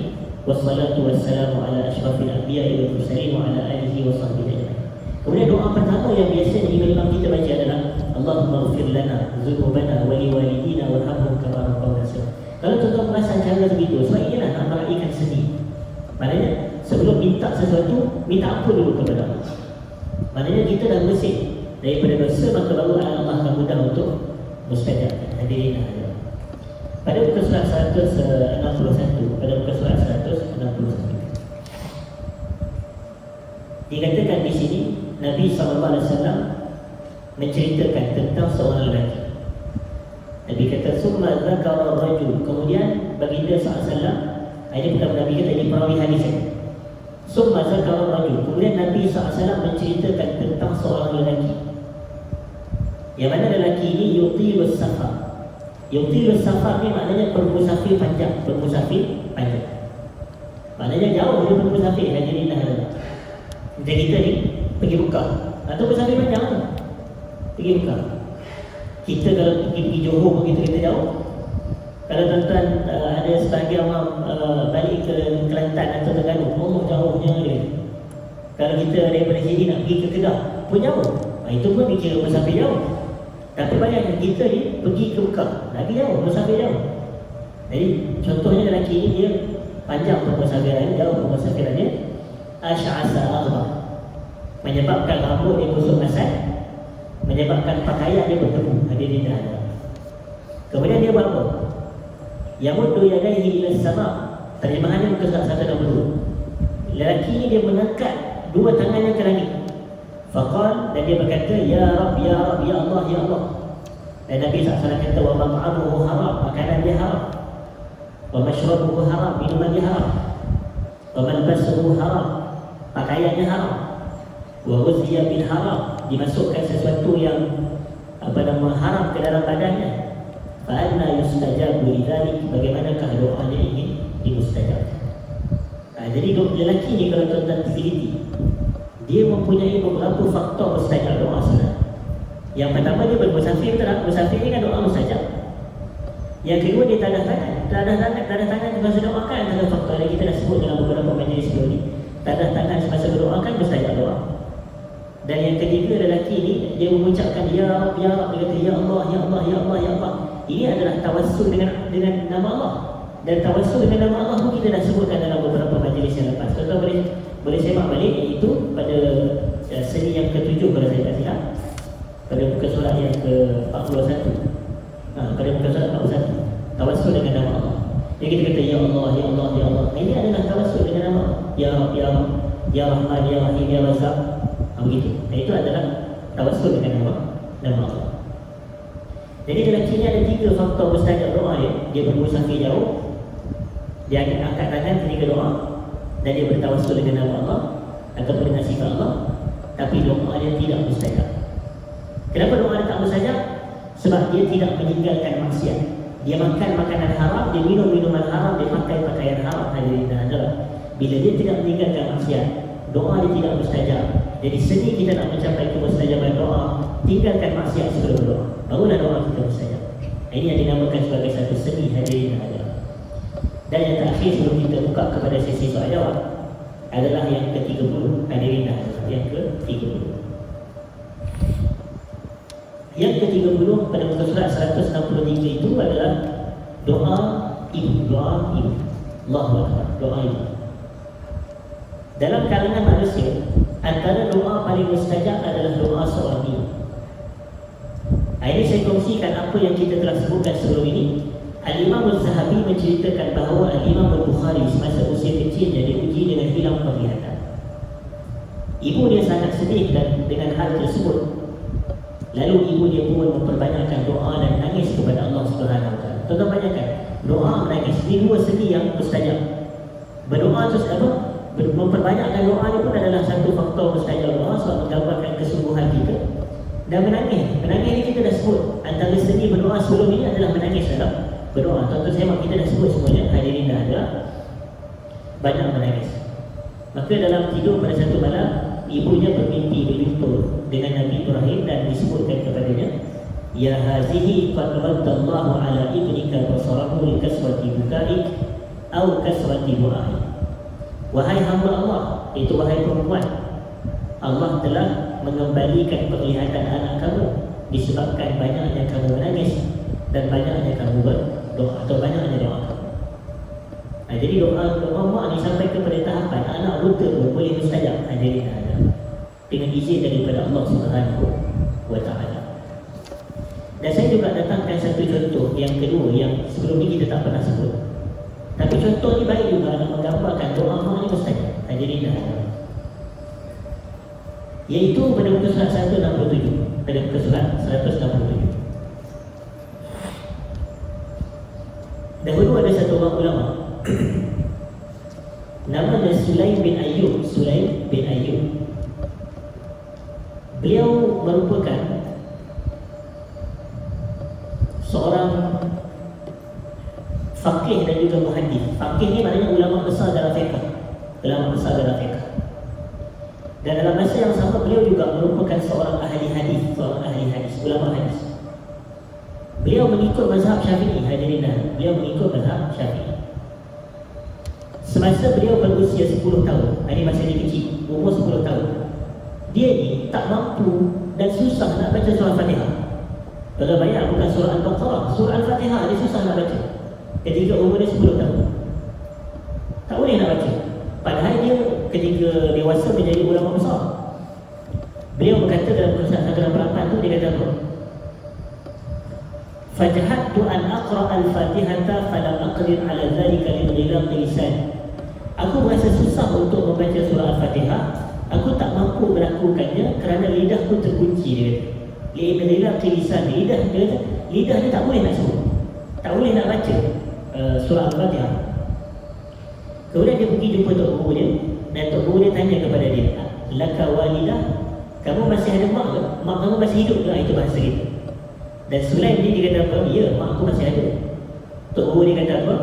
Kullaha tad'u laka ayyarzuqaka Allahu qira'atal Qur'ani wal 'ilm. Cuba bagi tahu kepada mak kamu, wahai mak, tolonglah doa kepada saya, semoga Allah rezekikan kepada saya untuk boleh baca Quran dan boleh mempelajari ilmu. Itu yang disebut tok guru dia kepada dia. Maka Sulaim pun kata, baiklah. Maknanya okey, dia kata baiklah, dia akan. Kemudian Sulaim pun di balik rumah, dia minta mak dia berdoa untuk dia, dan mak dia pun doa. Hadirin, mak dia pun doa kepada dia. Masa berlalu, Sulaim semakin dewasa, dan berkat doa ibu dia, Sulaim menjadi seorang yang sangat alim, mahir membaca dan mampu mengajarkan kitab Mukhtasar Al-Muzani, ya tuan. Mukhtasar Al-Muzani ni betapa susah sebenarnya nak diajarkan, hadirin. Betul mana ada ustaz kita daripada ceramah-ceramah di masjid, kalau tengok mengajar kitab Mukhtasar Al-Muzani, kalau saya jumpa ni saya tengok hebat semua ni. Sebab sebenarnya kitab yang sangat berat sebenarnya. Tapi tuan-tuan bayangkan, dia boleh mengajar kitab Mukhtasar Al-Muzani. Dan Mukhtasar Al-Muzani adalah ringkasan ke atas kitab Al-Um yang ditulis oleh Imam Syafi'i. Ditulis oleh Imam Syafi'i, kitab Al-Um. Tapi diringkaskan kitab itu dan diajar oleh Sulaim bin Abdullah, apa nama dia? Sulaim bin Ayyub, hadirin dah ada. Sulaim bin Ayyub. Ini ketika dia dewasa. Kemudian satu lagi, Sulaim ni ketika dia duduk mengajar, saya mengajar, ketika dia duduk mengajar di dalam masjid, semua orang dia mengajar kitab Mukhtasar Al-Muzani itu. Tok guru dia dulu yang masa 10 tahun dia pergi mengadu ke tok guru dia tu. Tok guru dia ada dalam majlis. Tok guru dia ada dan tok guru dia duduk mendengar syarat-syarat. Tapi dia tak kenal anak murid dia sebab kawan tu waktu tu kecil lagi, 10 tahun. Mana dia nak cam bukan anak murid. Dan kita kena ingat satu. Kadang-kadang tok guru ni dia tak boleh kenal murid. Sebab murid dia terlalu ramai, hadirin dah ada. Tapi murid ni memang akan kenal tok guru sebab tok guru dia seorang je. Macam saya nak kenal tuan-tuan dengan tuan-tuan nak kenal saya. Mestilah lagi susah saya nak kenal tuan-tuan sebab dia ramai ni, macam mana saya nak ingat satu-satu. Tapi tuan-tuan tengok, saya rasa Ustaz Ni je, contoh. Jadi sebab kita familiar, ini Ustaz Ni je contoh. Jadi kita mudah nampak sebab kita seorang. Hadirin dah. Jadi sama juga, Sulaim dia kenal tok guru dia, tapi tok guru dia tak kenal dia. Lalu tok guru dia kata, bilakah masanya ilmu seperti ini dipelajari? Maknanya, macam mana dia belajar? Macam mana dia boleh dapat ilmu yang seluas macam ni? Dan bila dia cakap tu, Sulaim tu dengar. Dalam keadaan beliau tidak mengenali insan yang mengajar itu adalah Sulaim, anak muridnya dahulu. Kemudian apa kata Sulaim bin Ayyub pada muka surat 171 tu, dia kata, fa'aradtu an aku nak cakap, in kanat laka walidah fakullaha tad'ulah. Aku nak kata kepada tok guru aku tu, kalau kau masih ada mak, mintalah mak kamu doakan kamu. Macam tu, dia cakap macam tu. Tapi dia kata fastahya itu, aku segan nak cakap kepada tok guru aku macam tu dia. Aku malu nak cakap kepada tok guru aku macam tu. Maknanya tak, kalau masih ada mak, tolong minta mak doa. Mereka menunjukkan doa ibu ni adalah mustajab. Jadi sebagai kesimpulan, sebelum saya buka kepada sesi soalan kalau ada, hadirin dah ada. Kata penulis kitab, justru salah satu seni paling utama dalam menggapai kemustajaban doa adalah dengan memohon kepada ibu untuk mendoakan kebaikan dan kesejahteraan hidup buat diri kita ini. Lebih lagi kalau yang masih ada mak, hadirin dah ada. Lebih lagi kalau yang masih ada mak. Dan saya secara peribadi memang saya melazimi perkara ini. Alhamdulillah kerana Allah Ta'ala rezekikan saya masih ada mak lagi. Semoga Allah panjangkan mak saya umur dan sihat. Alhamdulillah, insyaAllah. Banyak dalam urusan kehidupan saya, kadang saya minta mak saya doa. Adanya dari saya sendiri. Tapi Alhamdulillah, mustajab hadirin dah ada yang saya berikan. Bagi sebagai contoh, pada beberapa tahun yang lepas pada PKP itu, saya susah nak buat keputusan nak beli rumah. Hadirin dah waktu tu lah. Waktu tu sebab saya pun didoktrinisasi supaya beli rumah awal lah, supaya cara adalah biasa kita muda-muda ni hadirin banyak lah. Orang datang bagi nasihat ke orang lah, nasihat ekonomi lah. Kita boleh dengar lah hadirin dah lah. Dia kata bagus beli rumah sebelum umur 30. Dia kata sebab nanti bila kita dah pencen nanti tak payah nak pening-pening nak bayar apa semua gitu-gitulah. Jadi saya bagus juga kan. Kemudian saya pun tengok satu rumah di kawasan saya lah, di Sriwijaya hadirin dah. Kemudian saya suka lah pada rumah tu. Saya tengok rumah tu masih dalam construction pada waktu itu lah.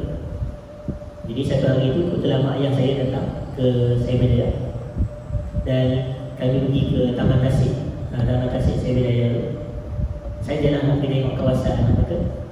Kemudian saya kata ke mak saya kata, itu rumah yang ni nak cadang kami, kata. Lepas tu, tak ada sana, saya kata ke mak saya, tak ada sana saya. Saya kata ke mak saya, doa kan. Betul mak saya, doa. Ayah saya dekat tepi dengan saya dan adik saya. Tapi Alhamdulillah, hadirin anak rumah tu saya beli. Awalnya saya dapat dalam memiliki rumah tu walaupun kalau ikut sebenarnya dari sudut harga ni dengan gaji saya memang tak match hadirin anak, dia tidak sekali. Tapi macam saya kata lah, Alhamdulillah bagi saya ni berkat doa mak saya dapat beli rumah tersebut hadirin anak. Jadi ini menunjukkan doa mak ni bagi saya kita tak boleh nak ketepikan, nak kesampingkan hadirin anak. Dan saya nak akhiri, saya kata doa mak ni dia mustajab. Walaupun mak doa keburukan untuk kita pun mustajab. Sampai tahap macam tu. Sampai mak doa keburukan untuk anak pun mustajab hadirin. Sebab tu kalau perempuan ni sebagai ibu, kena hati-hati dengan doa kepada anak. Kena hati-hati dengan doa kepada anak. Saya nak buat satu cerita sebagai hadis sahih riwayat Imam Muslim. Tuan-tuan, ada satu orang hamba Allah ni, seorang lelaki yang saleh, seorang lelaki yang saleh. Saya lupa sebenarnya nama lelaki ni, tapi kisah dia saya. Tapi mungkinlah macam kalau kita ceritakan kisah ni, mungkin kita akan ingat insya-Allah nama lelaki ni hadirin. Lelaki ni dia adalah seorang yang sangat kuat beribadat kepada Allah. Kalau tuan-tuan ingat nama dia, tuan-tuan tolong record ingatkan kepada saya. Lelaki ni dia sangat kuat beribadat kepada Allah. Kerja dia semayang sehingga dia ada sauma'ah. Sauma'ah ni dipanggil rumah ibadat. Yang mana di rumah ibadat tu dia naik atas tu dia semayang. Dia naik atas tu dia semayang. Dan tiba-tiba satu hari mak dia datang ke rumah dia. Ketika itu dia sedang salat. Mak dia kata Assalamualaikum. Saya baru ingat nama dia hadirin. Nama dia Juraish. Hadirin. Juraish, Jim, Ra, Ya, Jim, Juraish. Dan mak dia kata Assalamualaikum ya Juraish. Tapi dalam hati dia kata apa? Ya Rab, ummi wa salati. Dia kata, wahai Allah, dia kata dalam hati, mak aku ke semayangku? Maknanya dia nak jawab ke dia nak fokus semayang? Kemudian dia terus semayang. Sebab dia nampak semayang ni hak Allah. Allah lagi besar pada mak dia. Tapi mak dia pun bila dah anak dia tak jawab, mak dia pun balik. Esok mak dia datang lagi. Mak dia datang waktu tu pun dia tengah semayang. Dia ni memang kerja semayang dia hadirin. Dia memang ibadat, dia memang ahli ibadat. Dia kata Assalamualaikum ya Juraish. Kata mak dia pun tengah semayang. Dia kata ya bumi wassalam. Mak aku ke semayang, mak aku ke salat. Mak dia pun bahagia anak dia tak jawab, mak dia balik. Dan kali yang ketiga keesokan harinya pun sama juga yang berlaku hadirin hadirat. Dan kisah ini dicerita oleh Nabi kita SAW dalam hadis sahih riwayat Imam Muslim. Jadi mak dia doa. Mak dia kata Allahumma la tumithu hatta yanzura ila wujuhil mumisat. Ini doa mak. Ya Allah, janganlah kau matikan anakku ini sehingga kau bagi dia melihat kepada wajah-wajah pelacur. Itu doa Mu'adh. Sehingga kau bagi dia melihat kepada wajah-wajah pelacur. Tapi sebenarnya doa tu bukan doa buruk pun. Sebab bukannya dia mak dia suruh dia pergi zina, tak. Mak dia kata jangan matikan dia sehingga dia melihat wajah pelacur. Itu je. Cuma nampak kesan je lah. Macam bagi kita macam tak elok. Dan ditakdirkan Allah adalah satu orang wanita pelacur pada zaman itu. Hadirin dah ada. Orang cerita terkenal lah jurasnya. Orang kata macam-macam. Orang kata juras ni lelaki yang soleh apa semua. Dan pelacur tu dia offer diri. Dia kata kalau kau nak aku fitnah dia, aku boleh buat. Ada yang wanita yang jahat. Dia kata kalau kau nak aku fitnah dia, aku boleh buat. Tapi dia pergi jumpa juras tak layak. Dia nak ibadat. Tapi wanita ni dia pergi satu hari, dia pergi berzina dengan seorang penggembala kambing. Dan dapatlah anak. Orang kampung pun terkejut lah. Macam mana pula wanita ni tiba-tiba kawasan kecil, hadirin ada kampung kecil. Orang boleh tahu ni macam mana boleh dapat anak. Dia kata ini anak juras. Ini anak juras. Dia fitnah juras. Hadirin ada. Kemudian penduduk kampung pun pergi serbu kepada rumah ibadat juras yang robohkan rumah ibadat tu. Dan orang tumbuk, orang pukul dia. Kemudian barulah dia diberi peluang untuk beri penjelasan. Kata apa yang berlaku ni? Dia kata wanita ni dakwa yang ini adalah anak kamu. Kemudian dia kata kejap, bagi aku solat ni. Sampai tahap macam tu dia. Bagi aku solat. Dia solat, kemudian kata mana budak yang kata mana budak tu, mana budak kecil ke, baby tu mana. Jadi dibawakan baby tu. Kemudian juras ni dicucuk buat budak tu. Dan budak tu, dia tanya kepada budak tu, siapa bapak kau? Maka budak tu kecil tu dia kata tu, bapa aku adalah penggembala kambing. Maka dia orang ni tadi yang marah kepada juras, masing-masing peluk dan cium dia. Mereka peluk dan cium dan dia kata, bagi kami buat rumah ibadat kamu daripada emas dan perak. Dia kata jangan, buat macam mana bentuk asal dia. Buat macam mana dalam bentuk asal dia. Kisah ni tuan-tuan, hadis sahih daripada Nabi SAW. Dia memang bagi saya banyak sumber pengajaran yang boleh diambil. Kisah hadis ni sebenarnya panjang. Nabi SAW cerita ada 3 orang aja yang bercakap ketika masih kecil. Nabi kata la yatakallam fil mahdi illa salas. Tidak bercakap pada umur yang kecil melainkan 3 orang. Yang pertama Nabi Isa akan bercakap waktu baby. Yang kedua adalah kisah juras ni. Dan yang ketiga ada satu kisah lagi, tapi saya tak nak memanjangkan pembahasan. Masa kita dah sekat. Tapi kisah juras ni budak tu dia bercakap waktu kecil. Dia masa tu dia masih baby. Dia masih baby. Maknanya dia biasa bukannya kecil 3 tahun lah boleh cakap. Tapi ini kecil waktu memang masih baby. Masih dalam mahdi tu maksudnya buayan lah. Masih dalam lingkungan umur dalam buayan. Jadi faktor ada di sini. Doa yang mustajab ke tak doa mak dia tadi? Kita kata doa mak dia mustajab. Hadirin dah ada. Jadi saya nak buka kepada sesi soalan. Kalau ada soalan hadirin dah ada. Kalau ayah pun tentang selawat. Okey.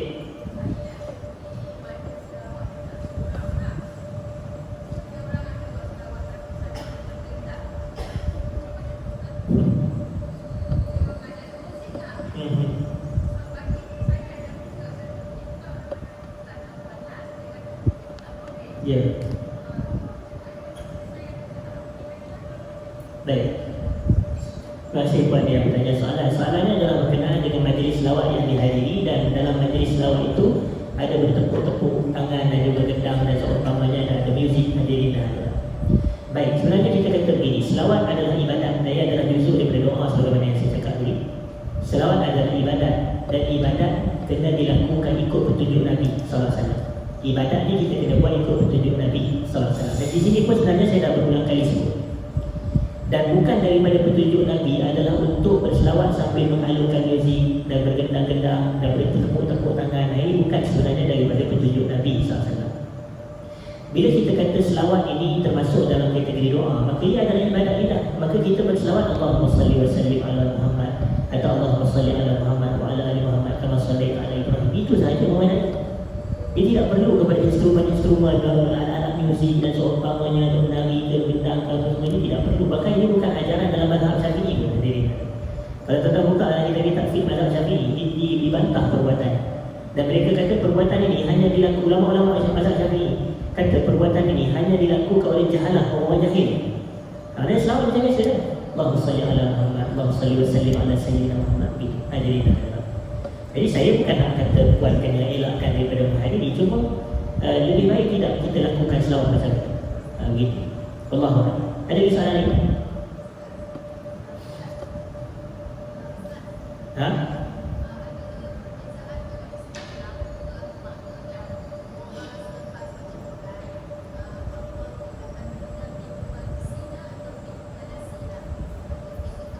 Baik, terima kasih Puan tanya soalannya. Saya bacakan doa tadi, doa baca Quran ataupun doa selepas baca Quran. Baik, Puan tanya adakah terdapat perbezaan antara sebutan Allahumma zakkirna minhu ma nusina yang saya baca tadi dengan Allahumma zakkirna minhu ma nasina. Baik, yang kita biasa dengar Allahumma zakkirna minhu ma nasina, tapi sebenarnya yang lebih tepat adalah Allahumma zakkirna minhu ma nusina. Kerana ada larangan daripada Nabi SAW. Nabi kata, janganlah seseorang itu mengatakan nasi itu ayat kaza wa kaza, aku lupa ayat sekian-sekian. Maksud Allahumma zakkirna minhu ma nasina adalah, ya Allah, kau ingatkanlah kami daripada Quran apa yang kami lupa. Perbuatan kami melupakan Quran ni menggambarkan kita ni tak cakna dengan baca Quran. Itu sebab disebutkan macam tu. Menyebabkan kita ni mengabaikan Quran, kita meremehkan bacaan Quran dan hafalan Quran. Sebab itu Nabi kata, janganlah seseorang lelaki itu mengatakan aku lupa ayat sekian-sekian, tetapi hendaklah dia mengatakan bal nusitu, bal nusia kata Nabi, bahkan dia dilupakan. Bahkan kalau kita kata nusitu, aku dilupakan, maka kita kata yang melupakan kita itu adalah Allah Ta'ala hakikatnya. Jadi yang lebih tepat adalah Allahumma zakkirna minhu ma nusina. Dan saya ingat tentang ini, saya ada tulis satu artikel masa saya berkhidmat di Pejabat Mufti Persekutuan dahulu.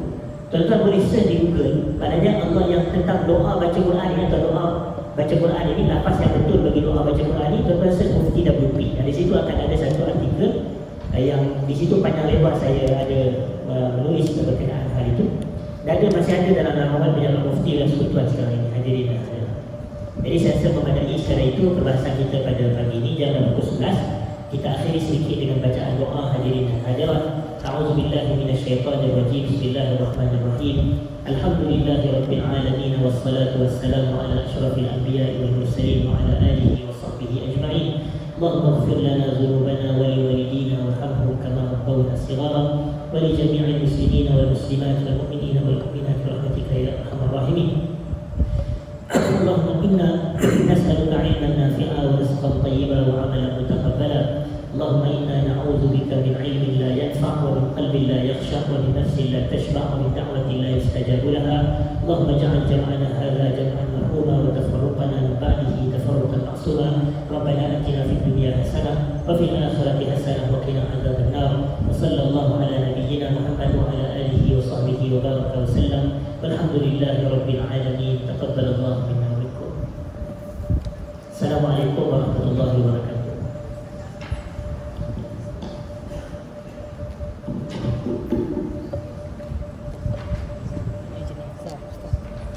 Ada jenazah. Tengah mandi. Siap bagi nombor saya. Itu kan ada. Buat macam saya tu kan. Yang hantar video kuliah bulan lepas. Dah ada. Ada. Kau dapat nombor daripada hantar. Kat mana? Kan dia bukan dia bagi saya. Yang hantar channel YouTube kepada saya. Oh ya. Oh, mungkin lah. Saya boleh tak?